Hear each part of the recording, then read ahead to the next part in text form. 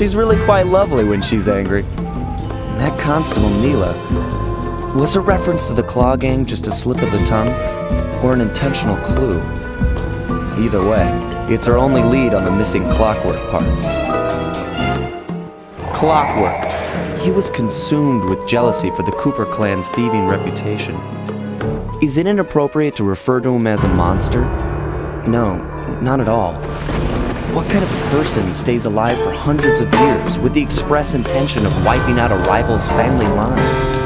Imagine the hatred fueling that first decision to replace his mortal body with soulless machinery. Ultimately, it did the trick. Clockwork lived on. He caught up with my parents, and I wound up in an orphanage. It's there that I met my pals, Bentley, the brains of our outfit, and Murray, the brawn. They turned out to be all the family I needed. 2 years ago, I thought I'd finished it. How naive to think I could so easily put an end to that kind of hatred. And now he's back. In pieces, sure, but the threat is real. Does the Claw Gang even realize what they've stolen? I don't know what's in my future, but I won't let it be a repeat of my past.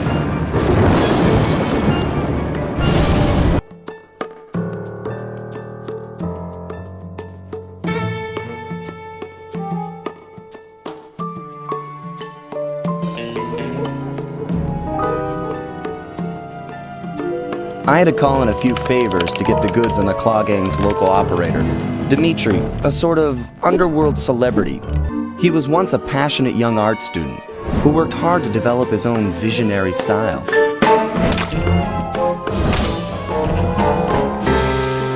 Unfortunately, the art world wasn't quite ready for his kinetic aesthetic. So he gave them what they wanted and started forging old masterpieces. His way of punishing those with bad taste. Dimitri now runs a nightclub on the west side. The thumping music, colorful light shows, and a hint of danger lure in chic young patrons from far and wide.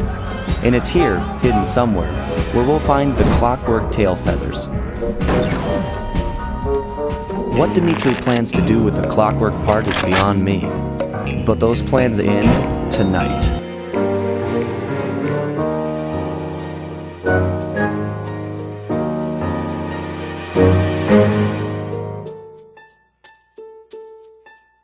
My gang and I had done it.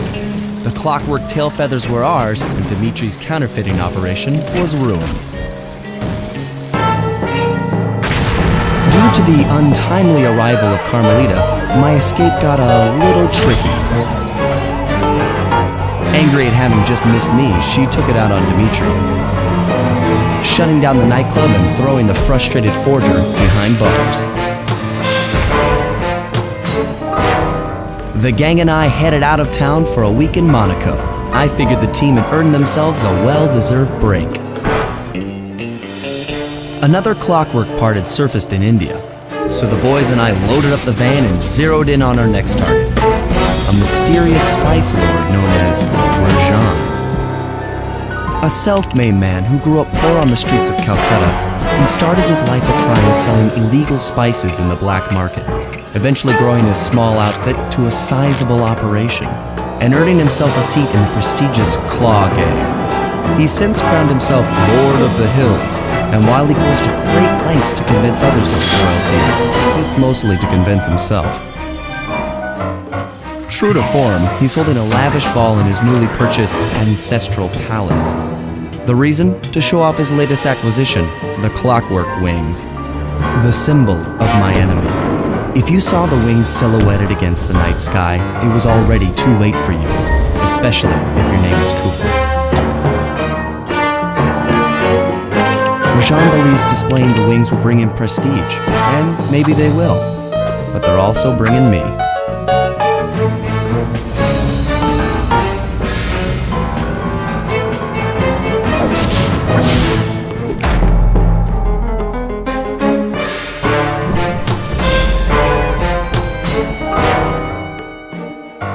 After the gang and I got away with the clockwork wings, Carmelita blew her cover and started making arrests left and right. With his reputation in shambles, Rajan was forced to flee from his own party. He's now in hiding, somewhere deep in the jungle. The gang and I took a break and headed for Bollywood. It took some doing, but we eventually snuck Murray onto the set of a full-blown Indian musical. I was happy the guys got to unwind, but Rajan was still out there. And somehow, I knew things were about to get tough.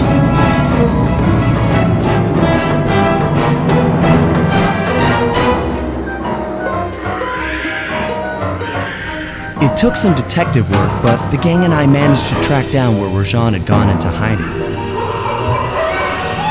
Somehow, he'd managed to transform a long-forgotten temple into the thriving center of his spice operation, and it's there where we'll find him.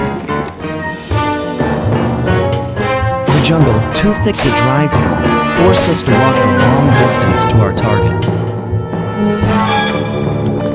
We ran into a few problems along the way, but pushed on.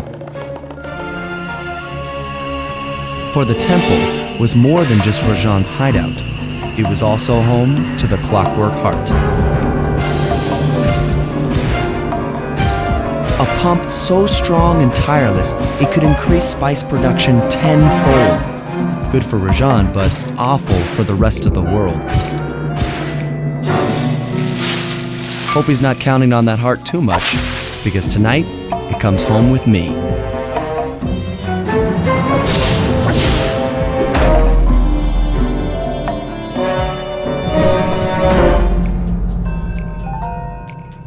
While statistically improbable, I had to face the facts.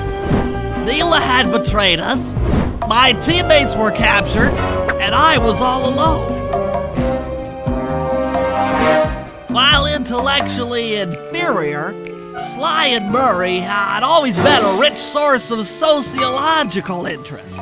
The long walk out of the jungle gave me time to reflect, and with each passing step, my sense of isolation grew.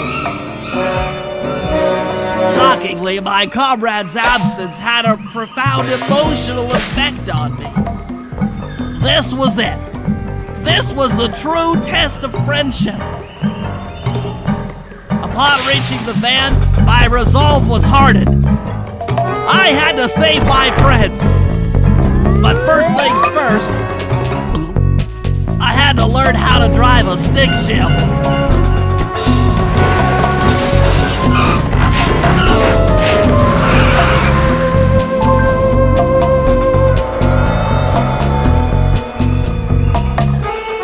It took a sleepless week of data crunching, but I eventually tracked down the location of my friends, locked away in the mysterious towers of Prague. At the moment, they're the unwilling guests of Interpol's most renowned prison warden, the Contessa. While still a criminal psychology student, she entered into a whirlwind romance and married a wealthy aristocrat. Sadly, the union was short-lived, as the general suspiciously died a few weeks after the ceremony. A widowed Contessa put her education and newly acquired estate to work by opening a criminal rehabilitation center. Her pioneering use of hypnotherapy has produced some good results, and subsequently earned her a prominent position within Interpol. My friends are locked up somewhere in the clinic and are slated for the Contessa's Good Samaritan brainwashing. If I don't bust them out soon, they'll be working a 9-to-5 job selling shoes, and I'll be out 2 best friends.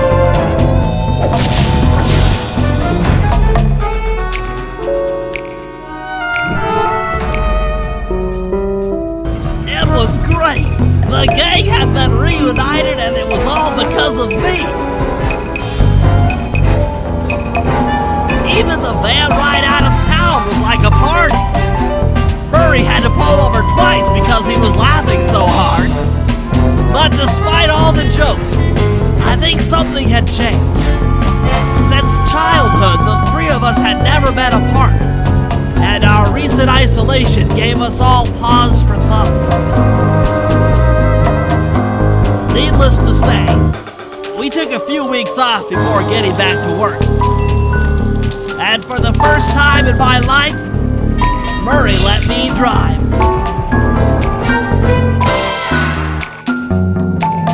Time for a little payback. The Contessa, having escaped us into prison, is now hiding out in her castle estate.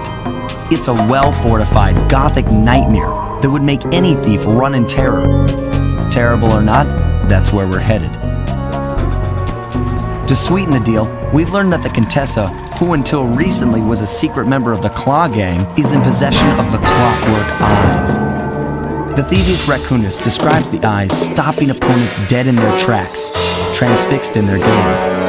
It doesn't take a genius to figure out what an accomplished hypnotist could do with such powerful artifacts. News of the Contessa's corruption has spread to Interpol. Constable Neela, being closest to the case, was granted a cash allowance to hire an army of local mercenaries.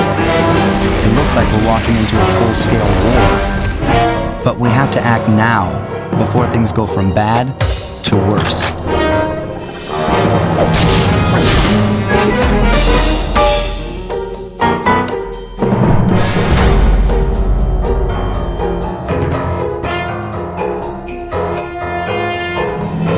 Things hadn't gone exactly to plan, but the Contessa was beaten and the clockwork eyes were finally mine.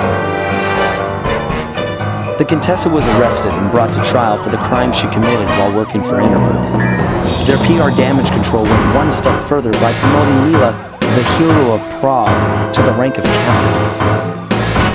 Carmelita, still on the outs with Interpol, had to run with the rest of us. To my surprise and eternal delight, I got to help my favorite policewoman escape from the cops.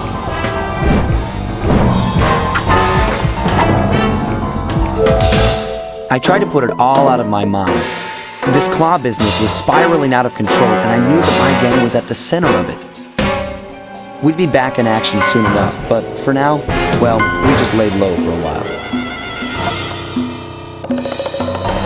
Following the trail of spice shipments, we made our way up to Nunavut Bay Cave, the secret hub of Jean Bisson's shipping empire. As a young man, he trekked across Canada to strike it rich during the gold rush of 1852.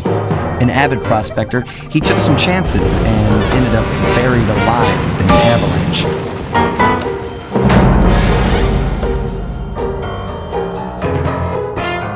Miraculously, the quick freeze kept him alive, and 120 years later, thanks to global warming, he thawed out. A product of his time, he dreams of taming the wild north, damming every river and chopping down all the trees, with progress delivered at the sharp end of an axe. Shipping spice for the Claw Gang proved a lucrative way to bankroll his one-man war against nature. And yet, I have to feel a little sorry for him. He's just a normal guy from the 1850s. Back in his day, he'd be a hero, but today, he's a villain. Either way, that man's got more than his fair share of the clockwork parts. What a low-tech guy like Jean Bisson is doing with robot parts is a mystery. I almost don't want to know.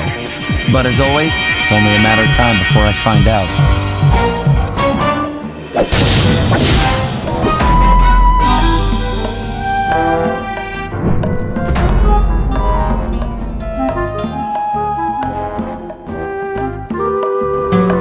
The gang and I had pulled off the impossible. We'd successfully robbed all of John Bisson's iron horse trains, and we were walking away with count them, 3 clockwork parts. And as a bonus, we shut down spice distribution in all of North America. Needless to say, we were pretty pleased with ourselves. Can't say the same for Carmelita. Once again, the framed policewoman had to run from the cops, which was fun at first, but I'm starting to feel a little sorry for her. I mean, what if they replaced Carmelita with someone else? I don't want another cop on my tail. She's a big part of why this is all fun.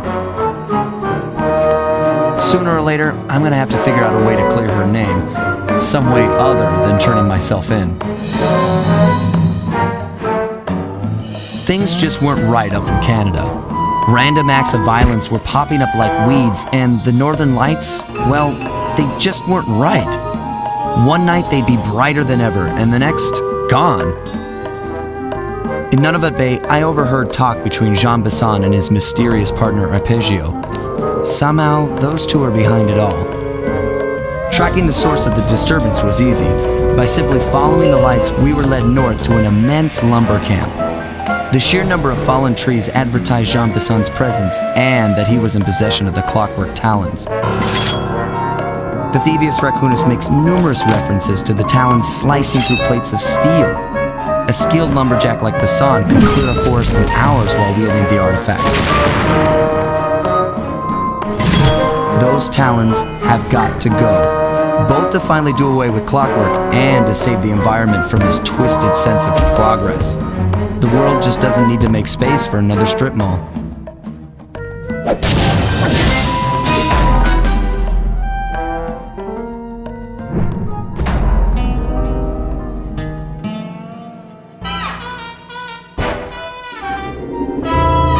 As we shut ourselves into the Northern Light Battery, it became black. For a few long minutes, we just sat there in darkness.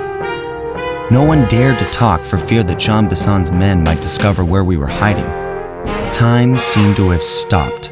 And then, we felt it. We were being lifted up to Arpeggio's blimp.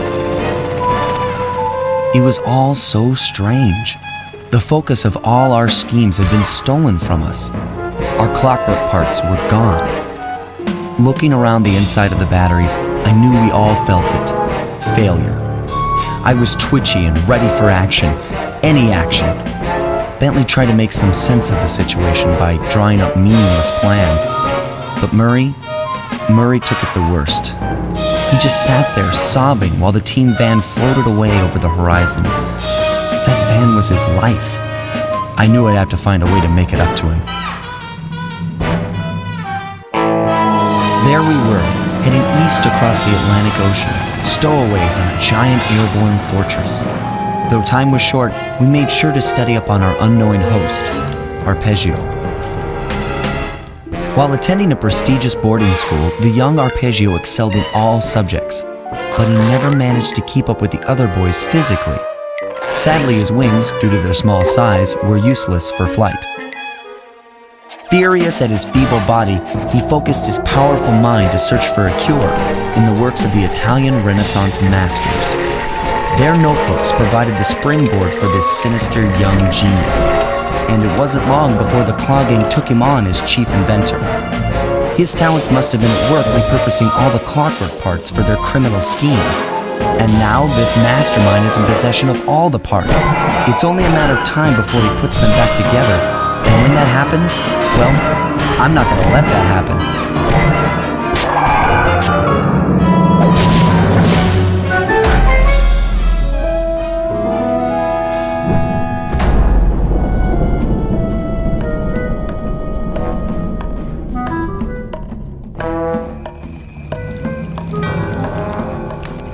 And there we were, at the end of the road.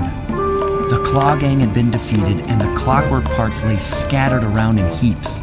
Yet, despite the explosion, they remained pristine. It was as if nothing could ever hurt them. Carmelita cursed herself for showing up too late to get a few shots in on Clockla. So she took it out on what was close at hand, the hate chip. And just like that, it was over. Without that core piece, that essential center of clockwork, there was nothing left. The parts aged before our eyes as if time had finally caught up with the ancient bird. How ironic that Carmelita, a police officer, would be the one to lift the curse from the Cooper family. The menace of clockwork would never again rise to threaten me or my children. True to her nature, she informed us that we were all under arrest. But one look at my gang told me that we were in no shape for a fast getaway. So I offered to go peacefully in exchange for letting my friends walk. They'd taken some bruises through all of this, but I was surprised, shocked really, to see them leave their gear behind as they walked away. Their wounds were deeper than I'd imagined. Those guys were hurting. Carmelita's old police unit soon arrived. With me in custody, her name was cleared, and she even got a well-deserved promotion. It was the least I could do. The ride to HQ started with us sitting in silence, trying to read each other's thoughts. As the reality of my capture started to sink in, she began to relax, and we got to talking. We spoke freely about our previous adventures, comparing notes and even getting in a few laughs. Then we started talking about, well, everything. Books, music, art. It was like we were on a first date. She even showed me the bottle she'd been saving for the special occasion of my arrest. My heart sank when she realized that our short flight across town had already taken 2 hours, a fact I kind of clued into after seeing the Eiffel Tower float by 17 times. She went forward to ask the pilot what was up, and it looked like my pals had left me a little going-away present before taking off. Floating away on the night breeze, I could faintly make out Carmelita's voice. I'll find you, Cooper!